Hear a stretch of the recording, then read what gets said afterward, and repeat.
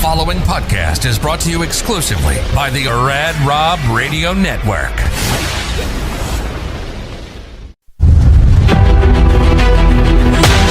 Imagine a place where mental health, resilience, sports, and the power to never give up all come together.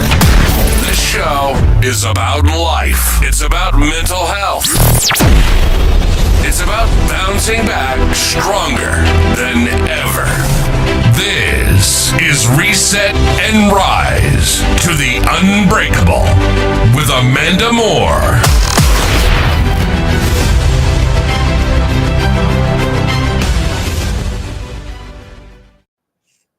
Hey guys, welcome back to Reset and Rise to the Unbreakable with Amanda Moore. I'm your host, Rad Rob Francois. This is episode number 12.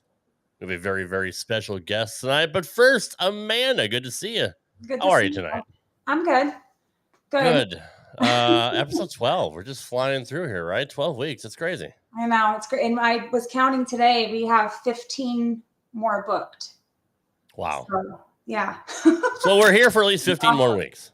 So yeah. And I am super excited for our guest tonight, Ryan Dodge. He's extraordinary. He's fought brain cancer. He still deals with epilepsy and seizures. He's suffered a stroke when he found out he had brain cancer. He's served in the military. He's now an extreme extraordinaire with flipping houses and everything to do with real estate. So, and he's big on helping veterans.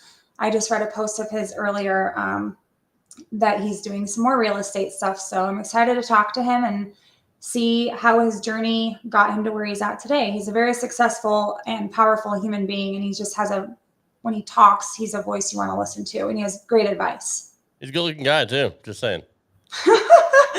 Bald is beautiful. Yes, that's right. I can. All right. Well, let's not wait any longer. Let's bring him in, the one and only Mr. Ryan Dodge. Good evening, Ryan. Thanks for being here, brother. Hey, how y'all doing? Thank you so much for giving me the opportunity to come out here tonight, and let's make this happen. Yeah, I'm excited. So just to give and the audience that will listen in kind of a little bit backstory on your journey to where you got today, and just, I guess, kind of start where you want. Okay. I think that this might be the opportunity to go with the long version. That's to give people more detail than you typically would in any other scenario. This will not be the elevator pitch. All right.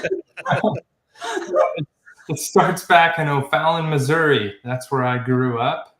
That's what I called home. My dad was a good old W-2 union boy. He worked for Chrysler, Dodge, Chrysler owns Dodge. We're a Mopar family. That's so cool. I have a Charger, by the way. No, there you go. Next one you get family and friends discount. I got you. Nice. I get 8 of them a year that I can pass. Wow. That's crazy. Yeah, it is. But anyways, I didn't grow up starving. I really did not. There was always food in the fridge. I have a really good advocate. I was the black sheep of the family, though, let me tell you. I was in juvenile detention facility. Me too, but not that way. Yeah, I was always the one in trouble. Now, I will say this. I'm going to hold them accountable just a little bit. The only time I ever seen my dad run was run after me. I've never, seen him take care of his body. The only time that I've ever heard my dad yell at me.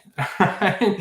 The only time that I've seen my dad hurt was because he decided to do something to me and he ended up hurting himself. So there was a lot of volatility there. Like I didn't grow up in the healthiest household in regards to finances and mindset. So I joined the military because corporate Chrysler told my dad, they were like, hey, you either got to move to Indiana and finish out 3 years to retire, or you got to take the buyout. And this is what a corporate job does. You either do what they say or you get lost. All right. So he made the right decision. He moved, finish out his 3 years, but I was not going to Indiana. That wasn't happening. I don't know anything about that place. And so I was like, I have to do something drastic with my life. And at the same time, at the back of my mind, I was like, I need to straighten out too. I need to do something huge. And so I was like, boom, click, military. The first individuals that I walked into was the Marine Corps. No, sorry, Navy. I wanted to be a SEAL. And they were like, oh, I see this assault on your record. You can't come here. Okay. And then I go into the Marine Corps and they're like, oh, I see possession. You can't come here. They're like, you should go to the Army. I'm like, okay. I go there. The Army tells me exactly what I need to lie about. And boom, we're good. Yeah, I'm very, very thankful for my recruiter, because if it wasn't for that awesome advice, I wouldn't be where I am today.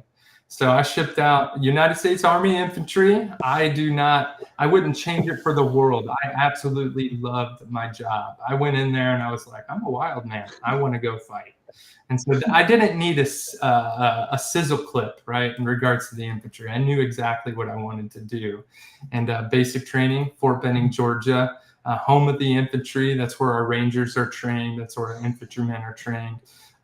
Great place, great memories. Stationed at Fort Hood after that. So I made E5 in 3 years. I was first time go air assault, shot 40 out of 43 times in a row. Don't ask me how I did that. I still think it's luck. But I was really good at what I did. And so, but getting out, I knew it was time to get out. You just have that feeling. It's like, oh, I had the perfect 4.5 years. Now I have a choice. Get out, start a new journey, or stay in and do this for life. And the Army was making some changes at that time. In my opinion, it was growing a little soft. They had plans to grow soft. I got out in 2014. So that's when the plans to get soft started to transpire. And I really did get out just in time. But getting out, I actually didn't have a plan. This is what I knew. I wanted my time freedom and my financial freedom. That is what I knew. Because I watched my dad work his entire life at a corporate job just to be retired on a fixed income and still complain and about that's making how ends many meet. Americans are living this day and age. It's quite sad, actually. Did he have a pension through the union? Retirement. But not enough, huh? Yeah. Well, no. And I know, like, my parents have hidden everything from me their whole life, to include their feelings. You know, that's how an old school dad works. You don't know what's in their bank account. I know everything now. And no, it's a scam. It doesn't look very well. And that's what most people would consider a decent job. And I'll never forget it coming out of my grandpa's mouth either. He's a retired engineer from Boeing. Wow. Right? Like, what do they call it? Lockheed Martin these days or something. And so I'll never forget it coming out of his mouth. He's like, Ryan, I still live on a fixed income. I'm like, what? Dude, you're retired from Boeing. What are you talking about? And he's not stupid with his money either. He's no longer with us, but it was just insane to hear that come out of his mouth. And I just started looking around me, and I'm just like, I started seeing individuals get a job after they retire from the first one. So my father-in-law is like my best example of how to be a good, strong man, so to speak, right? Yeah, I've never seen somebody, he's a mentor, right? Somebody I look up to. And this guy has more patience than any man I've ever seen in my life. And he did it the right way in the W-2 world. He's a retired first sergeant from the military, and then he got out and he was a government contractor and retired from that job. So that's 2 jobs that he's retired from. And he's a disabled veteran now, collecting both retirements. His house is paid off, but even he doesn't have all the funds in the world to go do what everybody says they're going to do whenever they retire. But he did it right. You know, he's where other people picture themselves being, but it took a lot of hard work. He was in the motor pool on Fort Hood until his 60s. Like, I just don't see myself ever being that guy. So time freedom, financial freedom. Who are the individuals in y'all's lives that you've seen could do what they want when they want? The business owner, right? So that clicked in my mind. I knew I wanted to be a business owner. So what does an average person do to get started down that path? Well, I have a degree in business administration with a focus on entrepreneurship. And it was depressing. Let me tell you why. Because all they were trying to do at Texas A&M anyways was teach you how to be a good employee. Now, the Army paid me to go to school. So not only did they pay for the school, they paid me to go to school. And I'm sitting there the whole time like, oh my goodness, people pull out loans for this. Like, what a scam. This is ridiculous. And so I got a little further depressed because whenever I did get out, I went from leading my small amount of troops to leading my couch, completely lost my sense of purpose. I then found out why veterans, or a lot of veterans, face mental health challenges as soon as they get out. For me, it's because I completely just lost my sense of purpose. It was a bad experience there. And the college didn't quite help either. And so one day I was scrolling through Craigslist and looking at properties to buy. I didn't have the money. I was unemployed for a year at that time. I guess I was just kind of dreaming. So in Texas, you pretty much have to pay to hunt because it's all private property, not a whole lot of public hunting opportunity. I can't stand that. I never even knew people paid to hunt until I moved. That's to Texas. insane, especially with all that land. Yeah, it's different here in Idaho. There's private land tags that they have, landowner tags, and then they have public hunting that you actually draw a tag for, but you're still paying to put in for this pool, like a lottery pool, to have your name drawn to hunt. And if you don't draw, you don't get to hunt unless you get a landowner tag and you know somebody and there's some available. So that's interesting. Exactly. I grew up in a state where you don't even have to be drawn. You can go get public land tags right over the counter for whitetail. All right, so I didn't know anything about that. And so, like I said, I wasn't gonna pay for a lease or pay for a hunt like in a high fence. Like seriously, what do you want to name your deer? So just on Craigslist, looking at properties, and then boom, it hit out of nowhere. I was like, man, I like real estate. And so what does another average person do? I got all my certifications to be a licensed real estate agent. It took me 8 weeks, which is super fast. And as I was driving to take that final proctor test, some things come to me a little slow. I was like, wait a minute. I don't want to be the guy that represents buyers and sellers. I want to be the guy that owns the property, controls the properties, and profits off the properties. I didn't really know what the term real estate investor was. I'm a real estate investor, real estate investing this, blah, blah, blah. I didn't know that. I just knew that I needed to be the guy. And so that being said, I went to a networking event that night where some attorney was pitching a 4-day boot camp for $8,000. And I see that. Yeah. And I tell you what, I was like, I can take notes fast. But not that fast. Gosh, damn. 4 days, $8,000. This guy's off his rocker. And I started watching people line up because he did a hard close, Grant Cardone close. People were lining up to swipe their cards at the back of the room, which kudos to him. But as these people were walking up, I'm like, you're stupid. You're stupid. You know how you can tell when somebody is a snake? Not everybody can tell, but if you're a judge of good character, you can tell when somebody is not really there to look out for you. I tell that about this attorney. So not that I think that $8,000 is too expensive. I did in my mind at that time, knowing what I know now, no. But even more so, that guy being a snake is really what deterred me.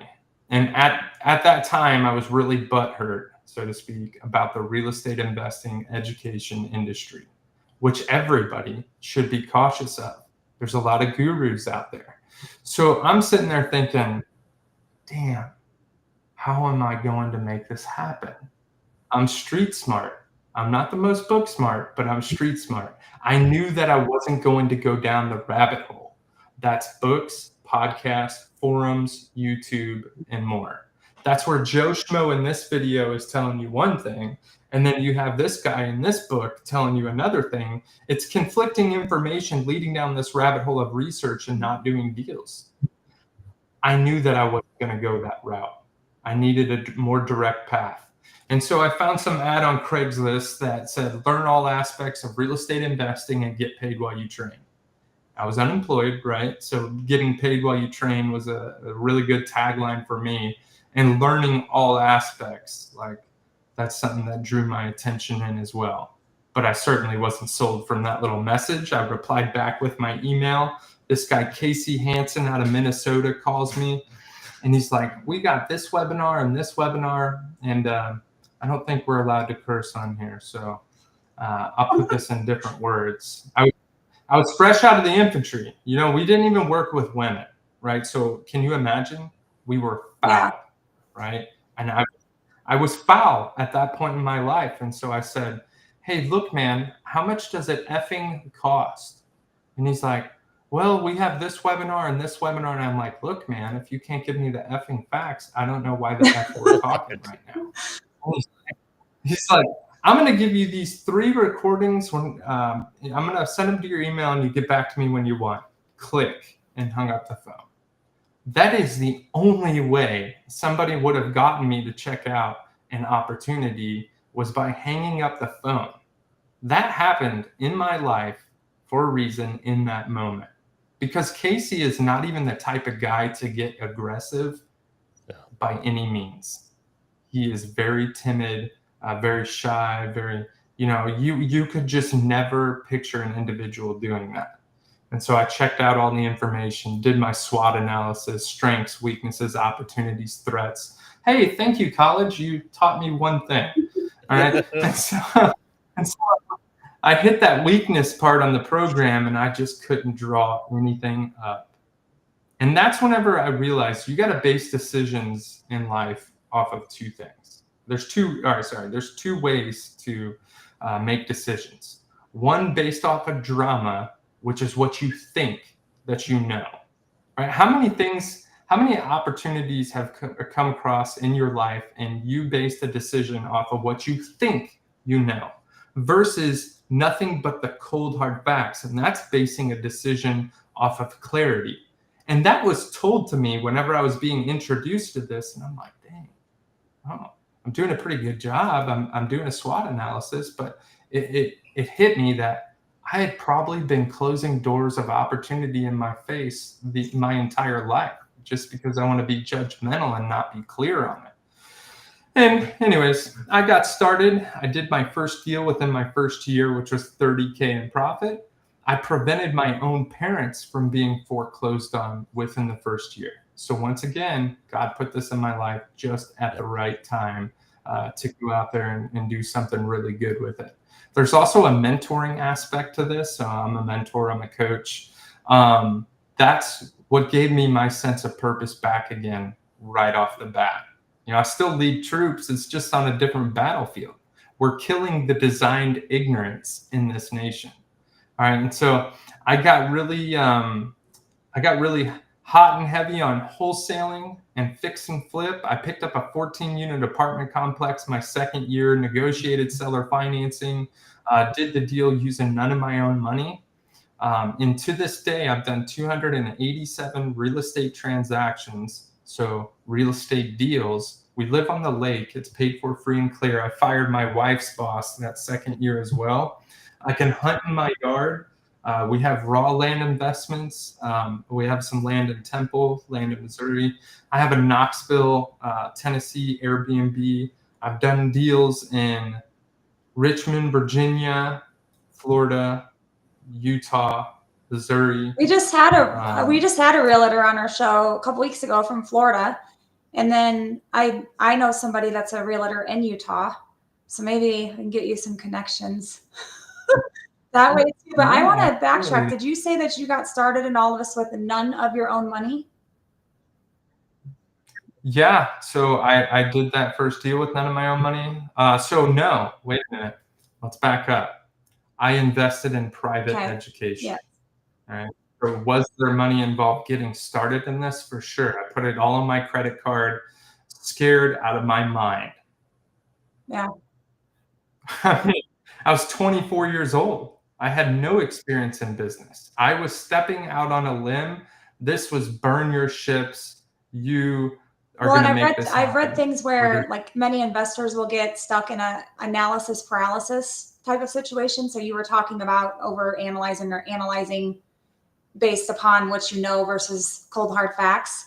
So, I mean, what advice would you give to someone overthinking instead of taking action on something that they want to pursue? Well, they're going to need support. All right. So even if you do have all the knowledge, support is what creates fear. And what that means is whenever you're sitting down to fill out a contract with a distressed seller, you might know it all, but you get hung up in this one little piece in the contract. Maybe it's because the emotion of you sitting next to a distressed seller, you're not in your office, you're sitting in their home, whatever it may be, you get caught up, you start sweating. This is all about to fall through. What's really great about working with our group is you can pick up the phone. And then I would be like, do this, and this. Whenever you have support, it eliminates fear. Whenever you eliminate fear, it creates action. Whenever you have action, it creates results. So whenever it comes to analysis paralysis, it's mostly due to fear, right? And they're not actually caught up on the numbers per se. They're caught up in fear. That's where a lot of people don't get to their first deal. But of course, you do have to know your numbers, and you should learn how to do cowboy math. And that means be able to screen your deals very quickly right off the bat. And then once you identify something that's decent, you dive into your hardcore numbers, and then you go take your action with support. Right? Business ownership is a team sport. So I was going to ask you, you were thriving at 28 years old. And then you suddenly were diagnosed with brain cancer. So yet you kept building your dream or your goals of what you wanted to pursue based upon what you had decided on for your life when you got out of the Army. So you kept building. How did you push through all of that while fighting brain cancer? Yeah, so that's a whole other piece of the story. I was 5 years or 6 years into my career on top of the world. I'm talking making hundreds of thousands of dollars, I was living a little bit of a great Gatsby life. I was a little below that pay grade, but I tell you what, I was having a crap ton of fun. I thought I was bulletproof, on top of the world, providing for my family, everything just going super smooth, and then boom. I woke up one morning, had 2 seizures and a stroke right in front of my wife, sitting in bed, and my son. My son was sleeping with us at the time. I'm a cuddle dude. Me too. I love to cuddle. Kids are the best. Yeah. Yeah. But he watched that as well. And it was bad. I don't remember anything about it, but I could see the look on my family's face whenever I woke up. I'm like, holy crap, I must have died. Everybody was freaking out. Like, it was wild waking up to that. And then I found out after an MRI that I had brain cancer. And the only way that this is crazy, this is another example of the Lord looking out. The first neurologist that seen me after an MRI said that, oh, his brain just looks like he had a seizure. And then there was one neurologist that walked by the door and said, hey, that guy's too young. You need to go get him an MRI in stealth mode. That dude wasn't even working with me. Like, I wasn't his assignment for the day or a case for the day or whatever you call it. Just some random guy walking past the door saying, hey, that guy's too young. And that's whenever they found the brain tumor. And so that's hard news right there. And we found out that it was malignant. And, they're like, okay, what do you want to do about this? I mean, you have the opportunity to do a surgery. And I'm like, get me in on the next one. Let's go. I'm not the type of guy that's really afraid of things. So the neurologist was like, hey, do you want me to do this now or, do it after I come back from vacation? I'm like, you should go get rested and let's do this after vacation. And it's crazy because I promise you this guy was 80 years old. I'm like, dang, can he hold the knife the right way? Like, oh, I hope I'm going to be all right.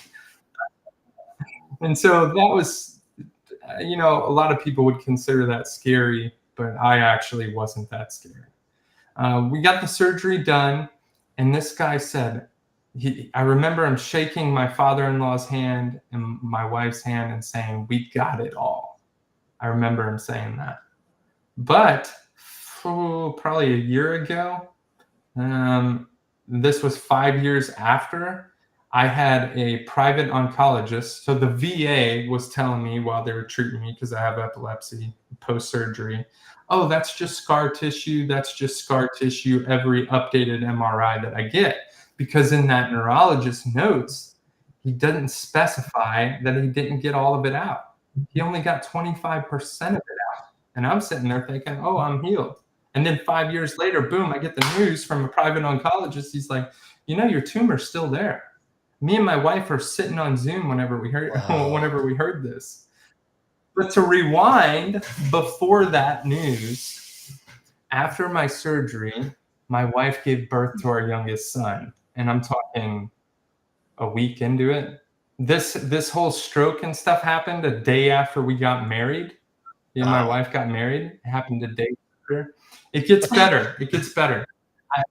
I cut this check to this contractor. Me and him have done a handful of deals together. He was a combat veteran also. Broke bread at my dinner table. We went to the same church. I grew his company from 2 people to over 20. Most of the workers, veterans as well. And I'm like, "Hey, brother, if anything happens to me, here's the rehab budget." I was flipping 3 houses at that time. And I was like, "Here's the budget for this house. Make sure it gets done. Make sure the investors get paid. Everybody's good to go." I wake up from surgery, and this guy's on a Euro trip. All right. And then he's in Tokyo, Japan. And I'm sitting there thinking to myself, "Damn, that's my money. Wait, that's not my money. That's my investors' money." This is what I'm waking up to. Right? I'm not just waking up to trauma. I'm waking up to drama. So we instantly engage in a lawsuit because he says he doesn't have the money. And then that's whenever I found something out about women. I used to be the type of guy that says, "Stay in your own lane. I'll make the money." Like that's how I seen it work in our household. And I'm not opposed to having my wife. We still believe in traditional gender roles. Like it says it in the Bible. I am supposed to be the provider, and I 100% believe that. And so, can you imagine being the man of the household, 2 little bitty children, and getting the rug ripped out right from underneath you? All the way to the point where my wife's phone got shut off. We had to drain our entire reserves. We had to sell our own personal residence, move into one of the houses that wouldn't sell because they did the just crappiest job ever, didn't do things right. So we didn't lose any of our investors' money, but we certainly were sucking financially. I thought about murder. I thought about suicide. I was just in a very, very bad place in my life, as you can imagine. Right? So moving forward past that, it was really, really hard for me to understand that things were going to be different in my life. I still thought I was bulletproof. So after that surgery, I still drank a bit, still thought I was on top of the world. It took me a while to understand that I was a little slower. I was hurt. Right? It's like a dog trying to hide its feelings whenever it's hurt. They don't really lead you on to believe that they're hurt. They hide it. That's kind of how I was. And then I just had to accept it. And that was a huge pivotal moment for me. But kudos to my wife. She was dealing with these attorneys. I didn't have the capability of doing it. I just kept coming home and saying, "The budget's off, the budget's off." These contractors knew I was sick before I knew I was sick. They strategically took advantage of my situation by changing up line item bids and software and doing this and doing that. It's like paying for 3 flips 3 different times. They just kept playing the mind games. Yeah. So I got to watch her talk real estate, sitting at my desk, talking to attorneys. I never knew that she was that smart. Stupid Ryan. It was beautiful. It was beautiful seeing her handle business. So and not to mention still being the head of the house, still taking care of the household, taking care of the children, being a caretaker to me, and on top of that, dealing with attorneys. I truly believe that women have something that men do not. And I believe that all of this happened to me for a reason. A crappy situation is all within the lens that you view it from. And I still have brain cancer. I just, I told that a little bit earlier. I went through radiation recently, and it shrank very, very, very little, which is good because it reacted to it in some sort of positive way. And I was offered to do chemo for 12 months, and I told him no, because I feel like the Lord is calling me to do this a very specific way. And that's naturally. He says it nonstop all the time, or it's said throughout the Bible nonstop all the time, fasting. That is the number one way to heal your body, is fasting. So what I do these days is I partake in fasting. Just this past weekend, I fasted for 2 days. That's as far as I can go without my anti-seizure medicine not metabolizing the correct way, which could also cause you seizures. I don't eat sugar. I do keto, so high protein. I stay away from grains like pasta. I do like a keto, paleo, caveman type deal. And kudos to my wife, because she makes all my meals pretty much for the most part. And whenever you take sugar out of your body, it's not hard. There is so much sweet stuff out there that you can eat that is actually 100% keto. Like there is no need to go eat anything with sugar in it. Now I still have blueberries, and so I'll graze every time I go to the fridge, what happens quite often. Yeah. The blueberries, put them in my mouth. I'll have a strawberry here and there. I know honey is natural, but I don't really mess with it because it's pure sugar, right? So but I just got diagnosed with type 2 diabetes, and everyone's like, how's that possible? You're not overweight and you work out and eat healthy. And I'm like, well, it's genetic and there's underlying issues. But I used to be addicted to sugar, but I haven't had anything sugar for 3 weeks, and I feel amazing. My skin's clear. I have more energy. I'm not sleeping well, but it's because of other issues. But with what you said, like I still graze on like blueberries, strawberries. Of course, there's fruits that you can have that are healthy. But after the first week of giving it all up, I didn't even see myself like craving it anymore. And that's what I try to tell people. Like there's a huge issue with what we put in our bodies and how our bodies metabolize it and how it affects us. And not just physically and emotionally, but mentally as well. And so I've just noticed a huge change with that. So I totally see what you're talking about with, I always tell everybody, you got to find what's best for you, because it works for me. It might not work for you, but you kind of do what I do. I do a mix of like Mediterranean, keto, paleo. Like I don't believe in like one solid diet for everybody. So. And cancer feeds on sugar anyway. So I mean that's and it takes about 3 days to get sugar out of your body. Yeah. For most people. So I need to do that because I'm one of those that are addicted to sugar. Well, have you seen the energy drinks? There's some research out there of how much water you have to take in to flush out the entire energy drink out of your kidneys alone. It's insane. It's like 60 some ounces of water or something. Wow. Yeah. It's a lot. Alcohol too. Whenever you have a hangover, that is literally your brain swelling. Like obviously that cannot be good, right? And I don't think I was ever an alcoholic. I mean, I don't even drink hard alcohol, or at that time I was a binge drinker though. So you would catch me on Friday and Saturday with nothing less than a 12-pack of Shiner. Like if you catch me on the Weber grill, I'm having at least 12 beers and a cigar.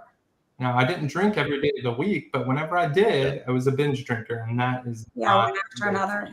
Well, to switch gears, I'm going to ask you, I want to know what mindset or habits helped you rebuild your business after your setback with cancer. So you went through everything with the cancer, and then you guys went through all of those hurdles with attorneys and everything else. I just want to know what mindset or habits you, I guess, encapsulated for you that worked for you to take you out of the setback, and not think of it as a setback, but propel forward in a more positive manner. I wasn't going to be beat.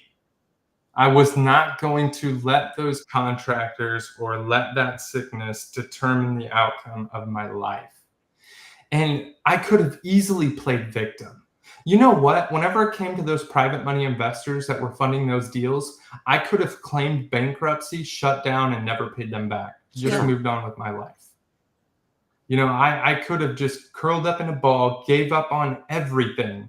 And a lot of people would be like, oh, well, you have all the right in the world to do that. You have, you know, all the excuse that you need, or whatever it may be. You know, I've had my private money investors be like, you know, don't be so hard on yourself, or I don't know what kind of word I'm trying to look for, or phrase that I'm trying to look for, but it essentially is, you have a valid excuse. And all of this was out of my control. It hit instantly, but I still take accountability. All right, this is my mess. I'm going to clean it up. It doesn't matter how it transpired. I'm not going to lose. I'm not going to be a victim of my circumstances. I'm very stubborn. All right. And I think that everybody should be a bit stubborn. It's not a bad thing. I think everybody should have a little of selfishness. It can be a really great trait to be a little stubborn sometimes. True, but you don't want to have too much pride, because you don't want to have pride get in your way either. Try to swallow your pride in you. I was humbled by this experience. You know, I used to show everybody all the money. I used to, you know, I was never a bad person with the money. I was actually very over charitable. But I would talk to people worse than Grant Cardone. I just like, I don't even know how to explain it. I wasn't very humble. How about, let's just put it that way. I was humbled through this experience in a very, very, very big way. Like I said, I wasn't a bad guy before, but I was on a path. So you ever watch Great Gatsby? Yeah. That was the path I was going to go down. It was inevitable. You know, I was doing the crazy networking events, the crazy partying, the yachts, this, that, and another. I was going to go down a path that the Lord did not want me to go down. So this redirected me into being a more humble individual, I had no empathy prior to this. So now I have a completely different level of empathy for individuals that are facing suicidal thoughts or facing this health challenge or this. I used to be ruthless. Now I am not. I have a level of empathy like you wouldn't believe. So these things that I'm sitting here naming off to you, I recognized during the suck. Like, there's a reason why this is happening. I'm taking gold from this mess every step of the way. And luckily, you know, I had a lot of wolves around me. You know, you figure out who's in your corner when you go down like that. I swear humans have some sort of primal nature still. Humans like to see, they like to see other people suffer. Yep. If you watch on social media, if you put something out there, I've done it myself. If I put something out there that is more in a negative tone than a positive tone, I will get more feedback on the negative tone post than I will the positive one. Every time. Human nature to people want to support the negativity of the world instead of the positivity of the world. And that's kind of where this show helps us promote positivity, and let's like deflate the egos and pride a little bit and show more compassion and kindness and empathy towards others. So I was going to tell you when you were talking about that, is I truly believe, because of things that I've been through, is sometimes when people go through the worst of things in life, I think that's when they're humbled the most, because you can have it can totally change your mindset. So for me, when I'm surrounded by people that are full of negativity and hatred for whatever it is, if it's their job, their life, their family history, their health, whatever it may be, I have to stop and say to myself, I'm not going to interject myself in that mess. All I can do is try to bring them light and positivity and get them to realize there is more to life than worrying constantly about the unknown of the future. worrying yourself sick about the past, or not being able to be humbled. Like, you have this one life. Do you really want to spend your whole life worrying and stressing and being so prideful and so egotistical that you think nothing will ever happen to you? You are totally invincible and untouchable, because everyone, whether they want to believe it or not, in their lifetime will experience something that is tragic. And it doesn't matter what it is, but it will happen. And when it does, it will humble you. And I'm a firm believer that I always say I don't regret any of my decisions, because at the time that's what I wanted in my life, and I chose that path. I chose what I wanted to do. So I think for me, going through some of the tragedies I did from the very young age to the 20s to the 30s, it all shaped me into who I am today, which makes me more sensitive, more emotional, more empathetic, which is not bad, but it can be to a point. But people that don't have anything happen, I know somebody, they really haven't had anything tragic happen to them. When they do, they're going to be in their 50s or 60s. And it's going to be not too late, but it's going to be so late in life. That's when their regrets and bitterness from their life is going to set in, and they're going to have to rewire their brain to think differently about it. So I read all your posts, and I think your posts are very inspiring. I remember some of the stuff that you shared last year regarding your brain cancer. Your family's amazing. You have the most supportive, amazing wife. And just your whole story, just how you went from having it all to then nothing to then having it all again. It's very inspiring. So, and I'm not talking just having it all monetarily. Like, you have it all because you have a great support system. You're still here with us. Brain cancer didn't take you away. You have a great family. You have a very good head on your shoulders. You're very smart, and you're very passionate about what you do, and it shows. So I don't know. I wanted to ask you too. You're working across like wholesaling, fixing and flipping, creative financing, and commercial, and then short-term rentals. So with all of that, which niche and all of that is the most exciting and fulfilling for you out of all of it? So it would be fix and flip. And let me tell you, any super experienced investor will tell you that all your wealth is built in the buy and hold.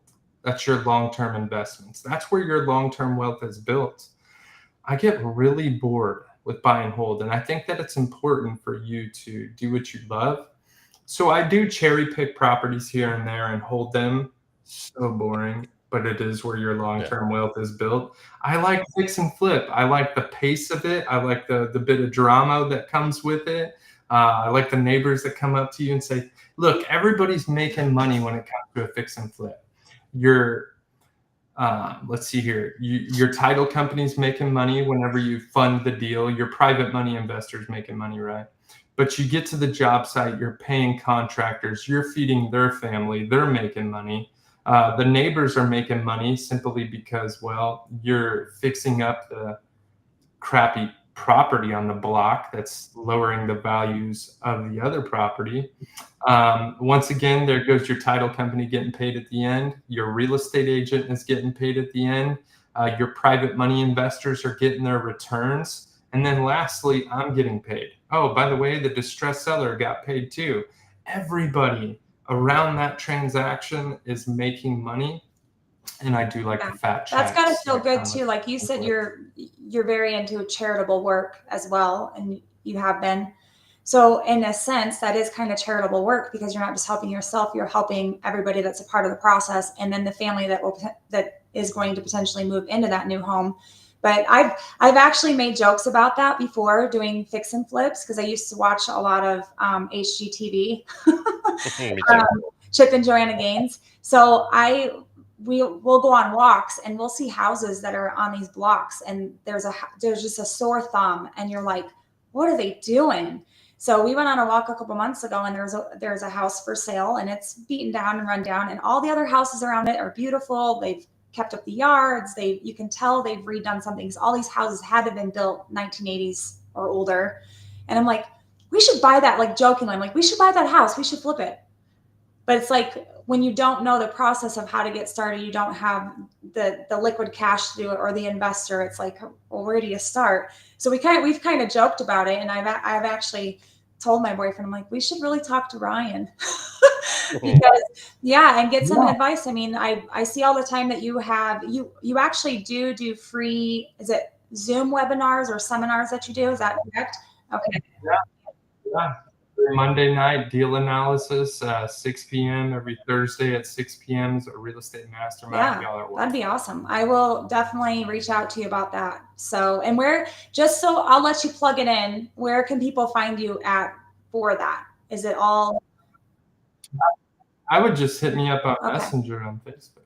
I'm the king of keep it simple. Sounds good to me. Yeah. So I wasn't sure. You're involved in so many different things. I wasn't really sure which one that excited you the most, because you have so many pots and pans going that are all good fires. But so that's interesting to hear. And then I wanted to know, what advice would you give people facing their own, I guess you'd say, unexpected battles when they're still chasing their goals or dreams in life? So if you're, you have a dream that you want to do something and you have something come up that you feel like is a complete setback, or it's a hurdle or a challenge, what advice would you give somebody to try to still work through it?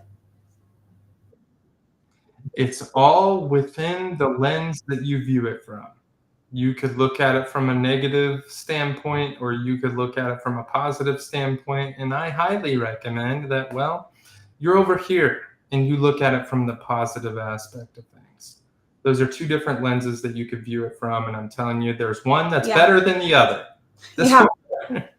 And that makes all the difference in the world, right? All the difference in the world. Yeah, I would not want to spend my life drowning myself in negativity.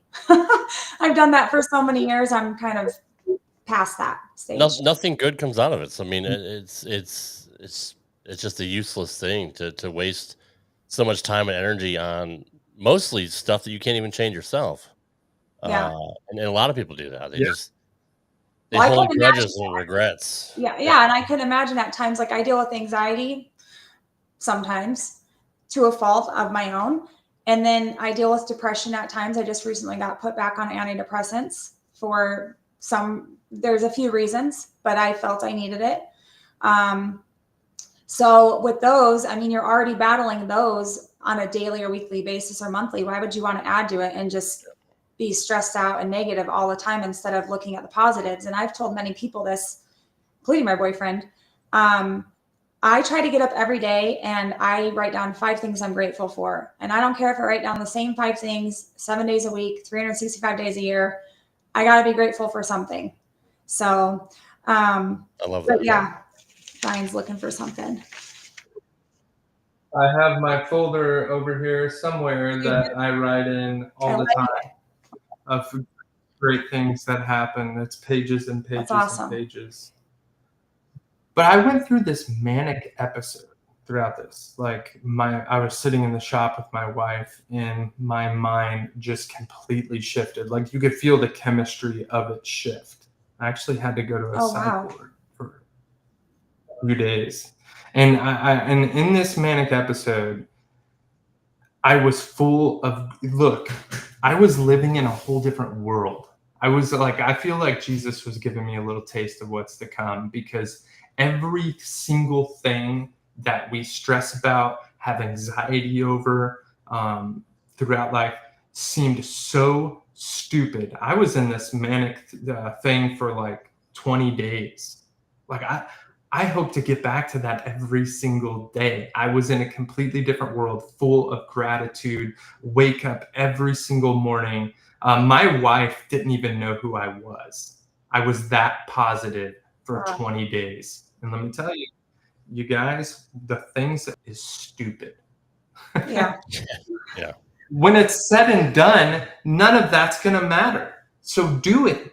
If you guys are thinking about doing something, do it. Obviously, as long as it doesn't harm others. Make it Right. Yeah. We don't want to do that. We don't want to promote that on the show. But yeah. So, I just wanted to ask, a lot of veterans struggle with identity and purpose when they come back from serving our country. So how did real estate help you find your identity and purpose within your community when you came back? You get thank yous. If you just imagine being thanked for a house that you're going to make $109,000 on. That was the last probate case that I did. And they're in tears thanking me. Like, what a great way to get your sense of purpose back again. Or in the mentoring stuff, right? Let me read you a text. I got this girl, Molly Shepard. She started with me, I don't know, maybe a year ago. I got this text today. Just got the call. We got another one. LOL. We just got 3 houses in a week, all because you're the best and most motivating mentor. Like, dude, there is nothing better than that. So I've traveled all across the nation and spoke to people, thousands of people. And whenever I get a thank you, that's what drives me forward. You know, sometimes not every single distressed seller that I help turns into a deal. You might just get a thank you for helping negotiate a loan modification. But I tell you what, when somebody defaults once, there's an 80% chance they're going to do it again. Are they going to come back to the guy that actually helped them? Or are they going to go to the douchebag that says, we buy houses cash? You know, they knock on their door and they have dollar signs in their eyes versus solutions in their mind. I think soldiers are fantastic at executing and in the process to serving. So you cover those 2 things, you're going to be highly successful as a real estate investor. Execute and then make sure you serve along the way. Well, I want to thank you for sharing your story. Do you have something else to say? Yeah. So how it helps with your sense of purpose is every facet of what's instilled into you in the military, you can leverage to create a massive business in real estate investing. And I honestly believe in business ownership, period. It doesn't have to be real estate. Veterans are great business owners. Okay. Did you have anything? Sorry, I didn't know if Rob was talking. But I don't really have any more questions. I'm so glad that you decided to be on the show. I know you're a super busy guy. So when I reached out, I kind of went out on a limb.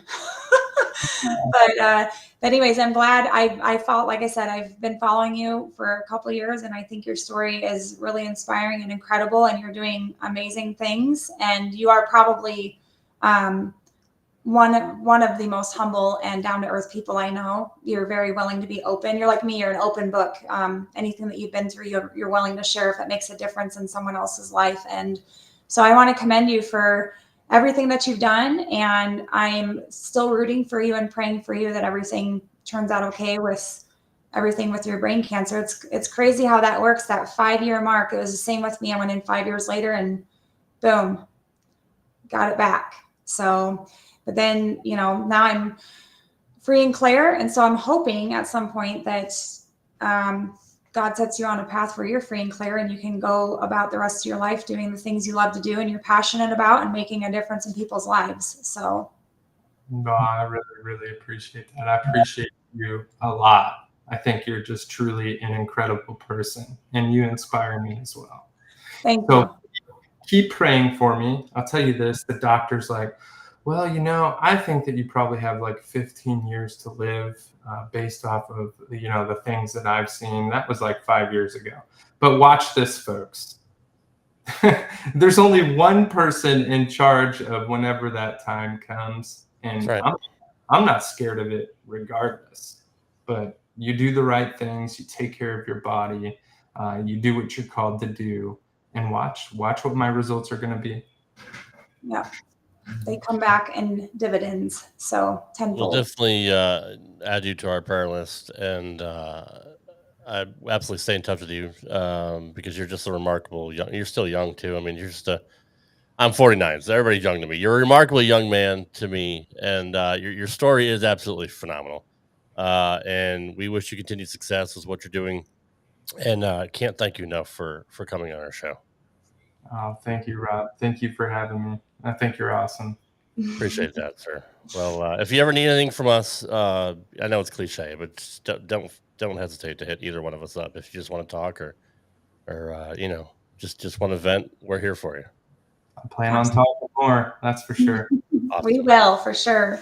All right, Ryan. On that note, we'll let you go and enjoy the rest of your night. Thank you. Y'all have a great night as well. You too. Thanks, bud. Bye-bye. Man. Another good guest. Whew. I told you I was getting good guests for the show. You really are. I'm not surprised because you're a very smart woman. And you're a great judge of character as well. And but man, just every week knocking out of the park. And we have Jopo grips on tomorrow night on Straight Up 5. So yes, I'm so excited. Thank you for that. We get to talk to the Jerrys. Jared Jr., I'm like, he texted me right after he booked it with you, and I'm like, oh, I got it on my calendar. I'll be bowling, but I will tune in because I want to see what they have to say. I'm so excited because it's different on this podcast when we're talking about like how our podcast works versus like a bowling industry mogul like being on a bowling podcast channel. So we're gonna bowling nerd conversation, yeah. And I am so excited. So I think let me look. By the way, happy birthday, Nate. I know I wished you happy birthday. Happy birthday to my boyfriend. Yeah. I'm like be done soon, don't worry. Yeah, well, he got home late too, so that's good. He had dinner ready for him when he walked in the door for his birthday, but I haven't really got to sit down with him much. You're such a good girlfriend, I'm telling you. I try. So anyways, next week we have Chase Nadeau. I used to pronounce his name super wrong. He is, I have so many good things to say about this guy. He's worked so hard to get on the PBA tour. He was a part of the trials last year. He's doing his thing this year. He recently shot a 300 at a tournament.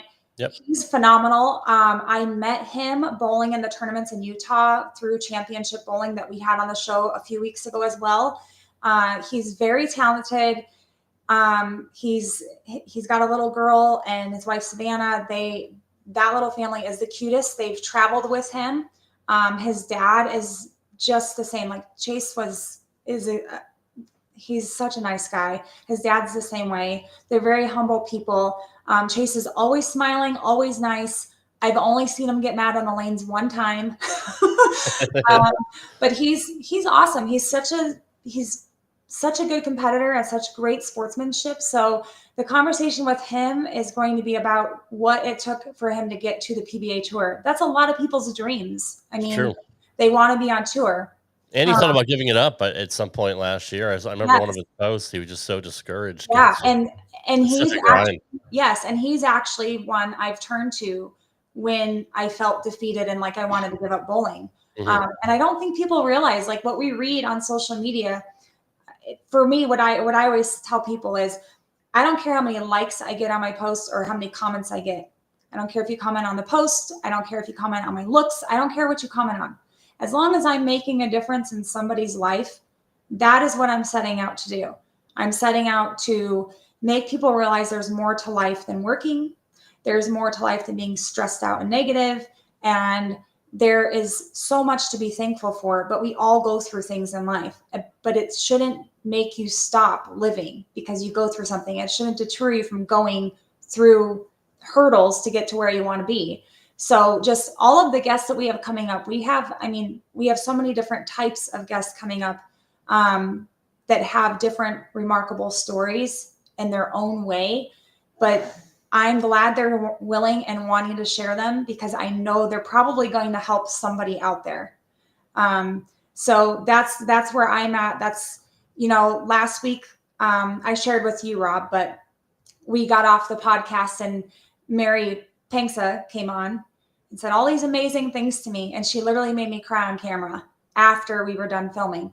And she's just such a nice lady. And she's somebody I would not think would be inspired by my posts, but you could genuinely tell she's inspired by my posts because of what she said. And not only did she say that after the show, she also private messaged me.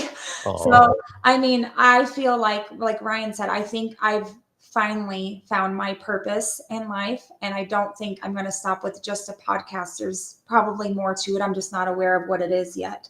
But Ryan was a phenomenal guest. Chase is going to be great. We have some recovering alcoholics that are in sober mode for months or years that are going to be on the show up and coming. And we have more professional bowlers going to be on the show as well. So I'm excited for what we have coming up. But Ryan's story was incredible. He's been through so much stuff in life. And the fact that he was willing and able to fight brain cancer, wow. And then dealing with all these other hurdles just kept piling it down. I mean, most people would be like, like he said, he had suicidal thoughts and he drank and he didn't know how to deal with it, but something clicked where he's like, I got to deal with this. And it just breaks my heart when people go through really tough times and they don't have the support system and they don't have the tools to make it through what they're going through. Yeah. I've been there. I didn't have the tools. I didn't have the support. It's like Ryan, something clicked. And I think that's why Ryan and I kind of vibe on a different level, and he gets me and I get him, and our posts inspire each other. But if you haven't checked him out, I mean, check him out on Facebook, Ryan Dodge, or CenTexReig. I'm going to mess it up. It's CenTexReig or how in company. I don't know. He's on Facebook and Instagram, and he's very passionate about what he does. And if you are looking into something to do with real estate, he is the guy to talk to. He's a very good mentor. So anyways, I think that's it for this week's show. That was, again, pretty good show. Like Mike Seabrook said, another great show. So Appreciate you, Mike. Appreciate you, Mike. We're just gonna, and Nate's comment earlier, he made a comment about sugar is the most addictive substance known to man. Yeah, it is. It really is. It's more addictive than heroin and nicotine. Yeah. We have so many unhealthy things. Well, it's on purpose. It makes money. So. Yeah, it does make money. So anyways, well, I think that's it. We'll call it a night. All right. So again, thank you to Ryan Dodge for coming on tonight. Remarkable person and such a fantastic guy and just so humble. I mean, I could talk to him for hours, and he's obviously a talker too. So he also has that in common with you. Yeah, led the show. He's good. Exactly.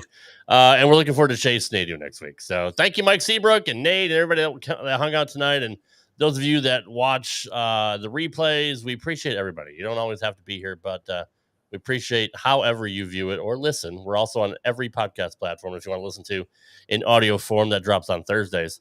But yeah, we'll see you next week for another edition of Reset and Rise to the Unbreakable.